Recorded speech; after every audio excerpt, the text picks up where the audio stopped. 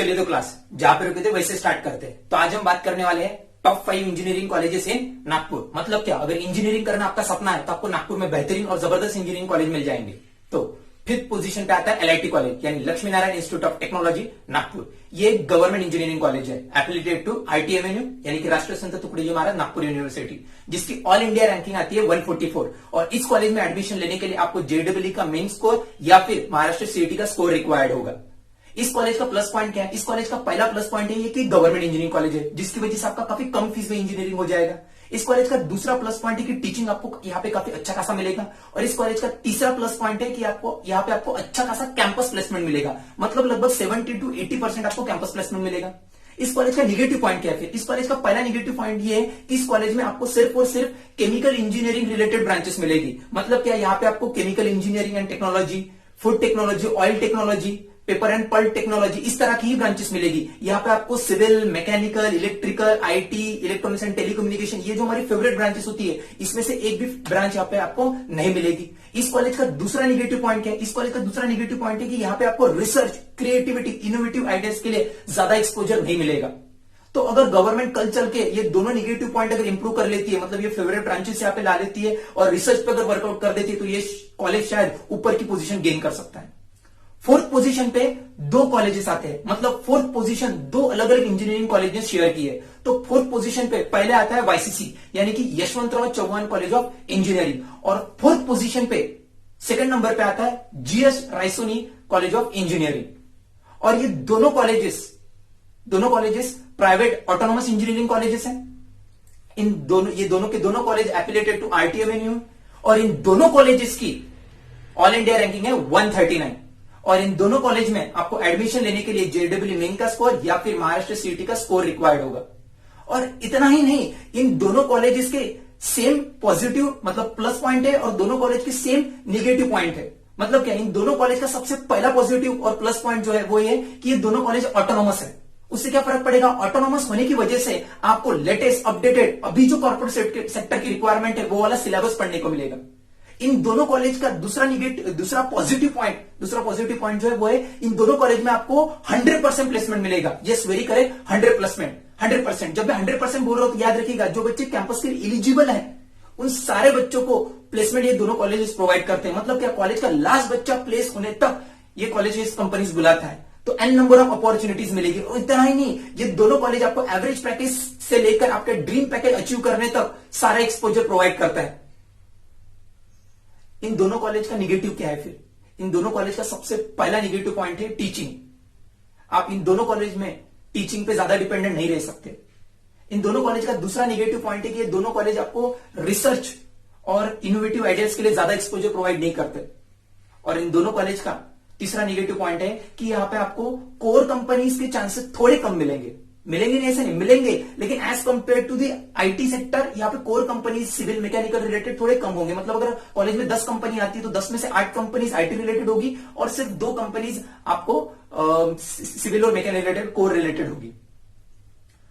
Third position पे आता है, थर्ड पोजीशन पे फिर से 2 कॉलेजेस ने ये पोजीशन शेयर की है। तो थर्ड पोजीशन पे पहले नंबर पे आता है ट्रिपल आईटी नागपुर यानी कि Indian institute of information technology. ये एक public private partnership based college है जिसका मेंटोर है वीएनआईटी नागपुर। और ये कॉलेज 2016 में ही स्टैब्लिश हुआ है, जिसकी वजह से हमारे पास इसकी ऑल इंडिया रैंकिंग अवेलेबल नहीं है, लेकिन उससे ज्यादा फर्क नहीं पड़ेगा, इसका मेंटोर वीएनआईटी है। तो इस कॉलेज का प्लस पॉइंट है, इस कॉलेज का सबसे पहला प्लस पॉइंट ये है कि इसका मेंटोर वीएनआईटी है। इसका मतलब हमारा फ्यूचर बहुत ही अच्छे हाथों में होगा। इस कॉलेज का दूसरा प्लस पॉइंट है कि ये कॉलेज आपको रिसर्च, इनोवेटिव आइडियाज के लिए बहुत बड़ा एक्सपोजर प्रोवाइड करेगा। और इस कॉलेज में आपको नेशनल और इंटरनेशनल भी एक्सपोजर मिलेगा।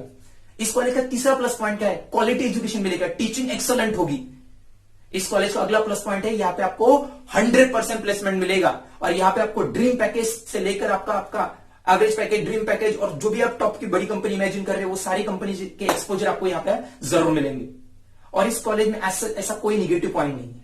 फिर आप बोलेंगे सर अगर इस कॉलेज में कोई निगेटिव पॉइंट नहीं है तो ये कॉलेज थर्ड पोजीशन पे क्यों हुई है, तो ऊपर होना चाहिए था। देखिए थर्ड पोजीशन से भी इसलिए क्योंकि ये कॉलेज पूरा क्राउड कवर नहीं कर सकता। मतलब क्या, इसका नाम ही है इंफॉर्मेशन टेक्नोलॉजी। तो ये कॉलेजेस में आपको science, humanities, computer science, engineering and electronics and telecommunication, यही ब्रांचेस मिलेगी। जो बच्चे सिविल, मैकेनिकल, इलेक्ट्रिकल चाहते हैं उनके लिए कॉलेज नहीं है। इसकी वजह से मैंने इसको थर्ड पोजीशन पर रखा है। लेकिन अगर आप आईटी में अपना करियर बनाना चाहते हो तो ये आपके लिए नंबर 1 का कॉलेज होगा आईटी सेक्टर के लिए, अगर आप नागपुर से करना चाहते हो तो उस केस में आपका नंबर 1 में जाएगा। और थर्ड पोजीशन पे जो दूसरा कॉलेज आता है वो है government college of engineering Nagpur.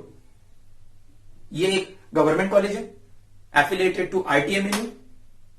ये फिर से 2016 में स्टैब्लिश हुआ, इसकी वजह से हमारे पास इसकी ऑल इंडिया रैंकिंग अवेलेबल नहीं है, लेकिन उससे कोई फर्क नहीं पड़ेगा। इसका मेंटर फिर से वीएनआईटी है, फिर से वीएनआईटी।